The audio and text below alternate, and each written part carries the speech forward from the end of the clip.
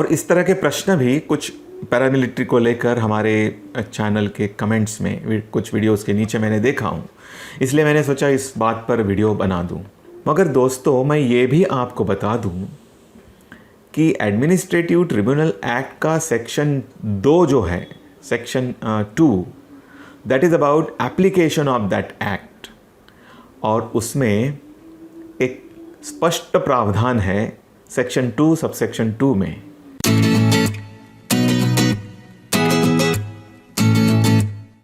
कुछ दिन पहले मुझे एक फ़ोन कॉल आया अपने ही लीगल इंस्पिरेशन चैनल के एक दर्शक का, जो बड़े चिंतित थे मेरा एक वीडियो देखकर।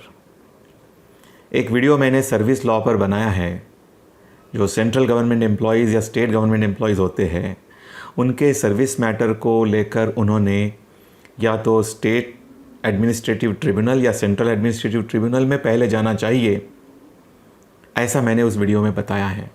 सुप्रीम कोर्ट के कम से कम 2 जजमेंट्स मुझे पता है जिसमें सुप्रीम कोर्ट ने ये कहा है कि सेंट्रल गवर्नमेंट या स्टेट गवर्नमेंट के एम्प्लॉयज़ की जो सर्विस मैटर्स है या ऐसे मैटर्स जो कैट और सैट के जुरिस्डिक्शन में आते हैं, उनके लिए कैट या सैट ही कोर्ट ऑफ फर्स्ट इंस्टेंस है। और अगर वो लोग डायरेक्टली हाई कोर्ट जाते हैं तो और हाई कोर्ट उसको एंटरटेन करता है तो high court would be committing an error, ऐसा उस वीडियो में मैंने बताया। ये सब बात सुनकर वो बड़े चिंतित हो गए। उन्होंने फ़ोन करके मुझे बताया कि वो पैरामिलिट्री फोर्स को बिलोंग करते हैं और उनका जो रिमूवल फ्रॉम सर्विस का सर्विस मैटर जो है वो तो हाई कोर्ट में फ़ाइल किया हुआ है उनके वो लॉयर ने। तो उन्होंने मुझे पूछा कि सर, आप तो बता रहे हैं कि सेंट्रल गवर्नमेंट एम्प्लॉयज़ का सर्विस मैटर कैट में जाना चाहिए पहले, नहीं तो हाई कोर्ट में हम अगर डायरेक्टली जाते हैं तो उसे खारिज कर दिया जाएगा, और असल में तो हम डायरेक्टली हाई कोर्ट चले गए हैं। अब क्या होगा मेरे केस का? और इस तरह के प्रश्न भी कुछ पैरामिलिट्री को लेकर हमारे चैनल के कमेंट्स में कुछ वीडियोस के नीचे मैंने देखा हूँ, इसलिए मैंने सोचा इस बात पर वीडियो बना दूँ। तो देखिए, जो कुछ मैंने उस वीडियो में आपको बताया था वो एडमिनिस्ट्रेटिव ट्रिब्यूनल एक्ट के प्रोविज़न के हिसाब से बताया था। उसमें जो प्रोविज़न्स है उसी को इंटरप्रेट करते हुए सुप्रीम कोर्ट ने एल चंद्र कुमार के केस में और केंद्रीय विद्यालय संगठन के केस में ये सब बातें कही थी कि सर्विस मैटर के बारे में the administrative tribunal shall be the only court of first instance, और केवल उन्हीं को वो पहली बार एंटरटेन करने की पावर रहेगी।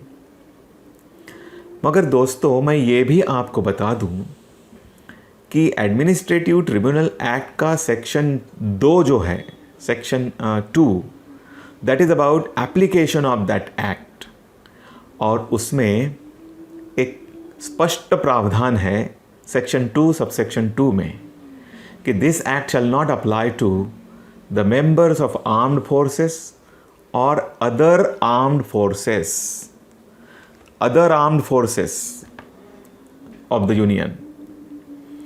तो इस बात से यह स्पष्ट है कि सर्विस मैटर अगर आर्म्ड फोर्सेस के व्यक्ति का है या अदर आर्म्ड फोर्सेस के व्यक्ति के बारे में है तो एडमिनिस्ट्रेटिव ट्रिब्यूनल एक्ट ही उसे लागू नहीं है। और अगर एडमिनिस्ट्रेटिव ट्रिब्यूनल एक्ट लागू नहीं है, इसीलिए उसको सेंट्रल एडमिनिस्ट्रेटिव ट्रिब्यूनल या स्टेट एडमिनिस्ट्रेटिव ट्रिब्यूनल की रेमेडी उपलब्ध नहीं है। तो ऐसे स्थिति में वो कहाँ जाएगा? ऐसी स्थिति में मेरे ख्याल से अगर उस व्यक्ति की नियुक्ति या तो आर्मी एक्ट या नेवी एक्ट या एयरफोर्स एक्ट में है तो उसे आर्म्ड फोर्सेस ट्रिब्यूनल में जाना पड़ेगा। और कोई व्यक्ति अदर आर्म्ड फोर्सेस का मेंबर है, देखिए मैं वो शब्द इस्तेमाल कर रहा हूँ quote unquote, other armed forces, तो उसके लिए आर्म्ड फोर्सेस ट्रिब्यूनल भी उपलब्ध नहीं है। और एडमिनिस्ट्रेटिव ट्रिब्यूनल एक्ट में सेंट्रल एडमिनिस्ट्रेटिव ट्रिब्यूनल और स्टेट एडमिनिस्ट्रेटिव ट्रिब्यूनल तो है ही नहीं उपलब्ध, इसलिए उसको एक ही रेमेडी बचती है, वो यानी कि उसके राज्य का हाई कोर्ट। तो उसको हाई कोर्ट में अपने सर्विस मैटर को लेकर रिट पिटीशन दायर करना पड़ेगा। तो वो जो भी भाई साहब है उन्होंने चिंतित होने की आवश्यकता नहीं है।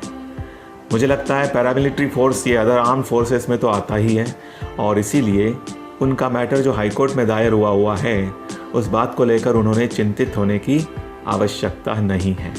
Thank you for watching this video.